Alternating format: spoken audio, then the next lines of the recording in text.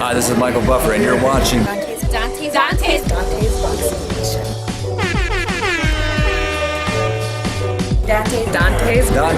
Boxing Nation.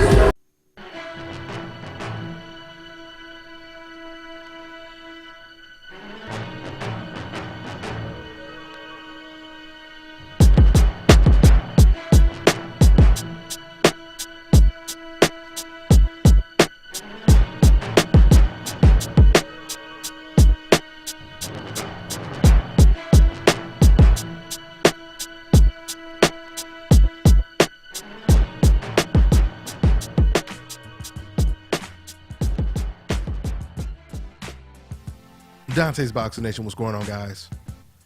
So congratulations to the welterweight champion of the UFC, TYRON Woodley. He retains his title on what at first was ruled a majority decision win, and then it was overturned and turned out to be a majority draw decision. And I thought that situation was pretty interesting because I remember when Bruce Buffer, when he was reading the scorecards and he said, you know, two judges had to fight a draw, I was waiting for him to say it's a majority draw. But when he said the winner is TYRON Woodley, I was like, oh, okay, I guess they do things different in the UFC, because I know in boxing that would be considered a majority draw, which I never really agreed with. I've always felt if there was one judge that had one fighter winning and two other judges had it a draw, then I've always thought that that fighter should be announced the winner. But, you know, that never made sense to me. Matter of fact, I'm just going back on some boxing history. It reminds me of the Pernell Whitaker versus Julio Cesar Chavez fight. That's basically how the scorecards read. Two judges had it a draw, and one judge had it for Pernell Whitaker. So they ruled the fight a draw. But anyway, getting back into this fight with Woodley versus Thompson. This was a very, very competitive chess match. Woodley came out strong in the first round and dominated the first round by countering one of Thompson's kicks and followed it up with a right hand, and that enabled him to take down Thompson, and he basically dominated and cut Thompson on the ground and kept him on the ground for the whole round. The second round was completely dominated by Thompson.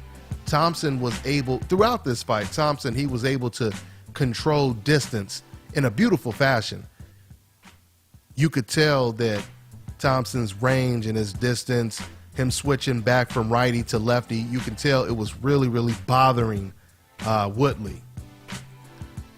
Thompson was able to counter Woodley a lot. Quite often when Woodley would try to lead with a jab, Thompson, he was able to counter with a pull counter, straight hand over Woodley's jab. So yeah, Thompson, he looked really, really good in the second round. The third round was really, really close. Steven seemed to be winning the first half of the round in a very competitive chess match.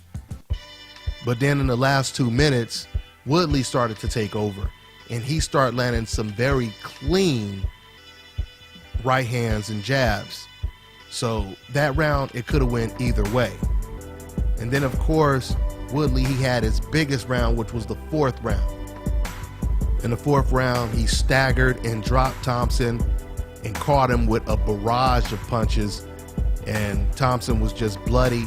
He was in defense mode. He wasn't really doing anything but basically blocking. And for whatever reason, after it looked like the ref was almost about to stop the fight, all of a sudden, TYRON Woodley, he went into a guillotine choke, pulled guard, and had it sunk in real tight.